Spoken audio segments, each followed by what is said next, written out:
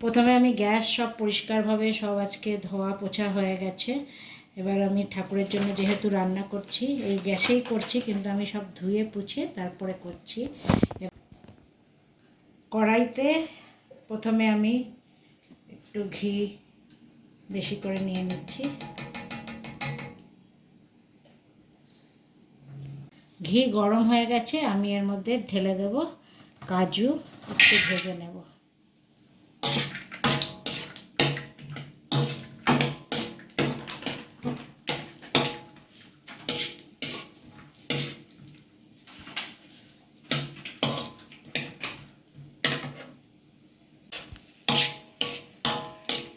কাজুটা ভাজা হয়ে গেছে, আমি এবার এটাকে উঠিয়ে নেব, ঠাকুরের এই থালায় উঠিয়ে নেব।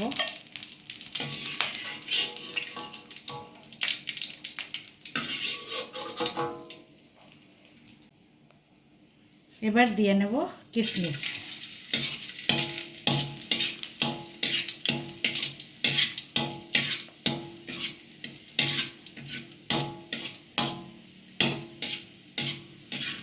এটাও ফুলে উঠেছে, বের করে নেব।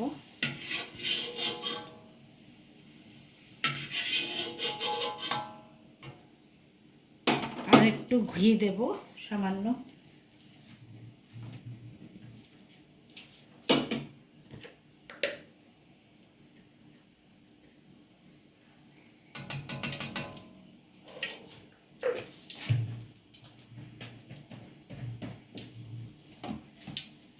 ঘি গরম হয়ে গেলে এর মধ্যে দিয়ে দেব সুজি।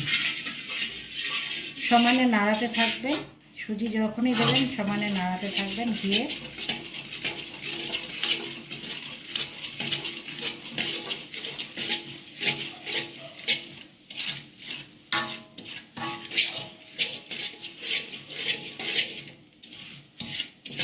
ভালোভাবে নাড়াবেন।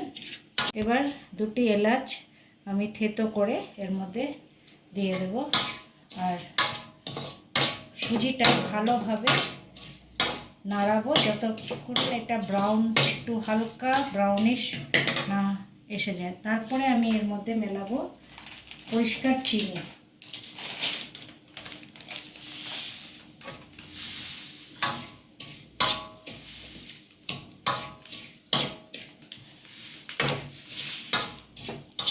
চিনিটা এর মধ্যে মেল্ট হয়ে গেলে তারপরে আমি ছিটিয়ে একটু জল দেব। জলটা আন্দাজ করবেন যাতে খুব বেশি জল না হয়ে যায়, তাহলে একটু ঝুড়ো ঝুড়ো সুজি তৈরি হবে। দেখুন সুজিটা খুব ভালো করে ভাজা হয়ে গেছে, সুন্দর সুগন্ধ বেরাচ্ছে। এই সময় আমার জল দেওয়ার সময় এসে গেছে। এবার আমি হালকা ছিটিয়ে জল দেব, একসাথে দেব না।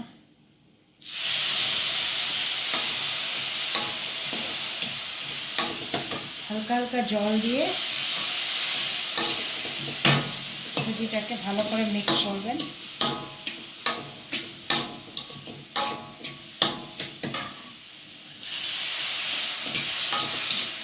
নাড়াতে থাকবেন যতক্ষণ না ঘি এর মধ্যে থেকে বেরিয়ে আসে।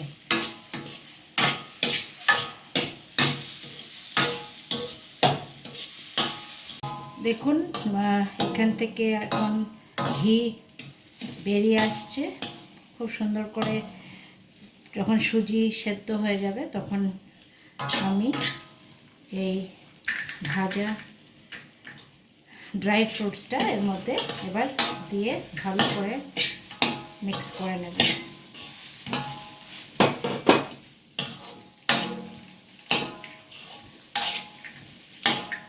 ঠাকুরের জন্য এই সুজির হালুয়া তৈরি হয়ে গেছে।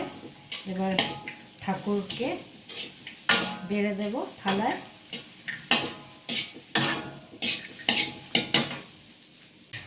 এবার ঠাকুরের থালায় আমি সুজির হালুয়াটা বেড়ে দেব।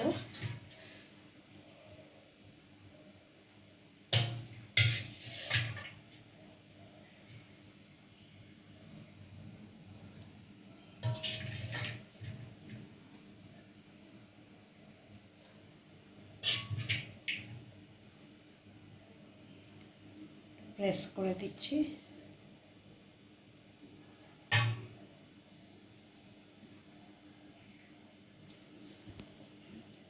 সুজিটা দিয়ে দিয়েছি, এবার ঠাকুরকে এই কাজুটা উপর থেকে সাজিয়ে দিচ্ছি।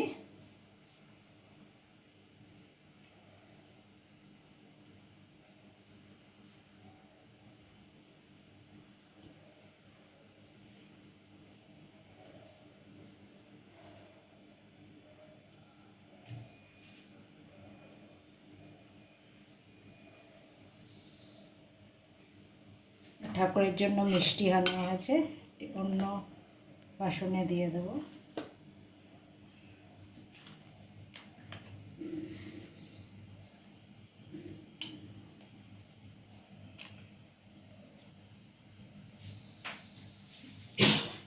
এই সাজানো হয়ে গেল আমার ঠাকুরের প্রসাদ। আর একটি ছোট্ট পাত্রে ঠাকুরের জন্য সুজি রাখছি, এটা আমার গুরুদেবের ওখানে দেওয়া হবে।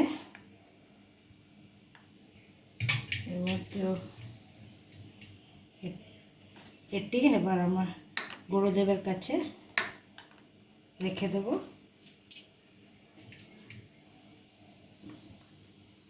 সো আজকের এই অক্ষয় তৃতীয়ার দিনে আমি সবাইকে জানাই শুভ Akshaya Tritiya. So stay tune.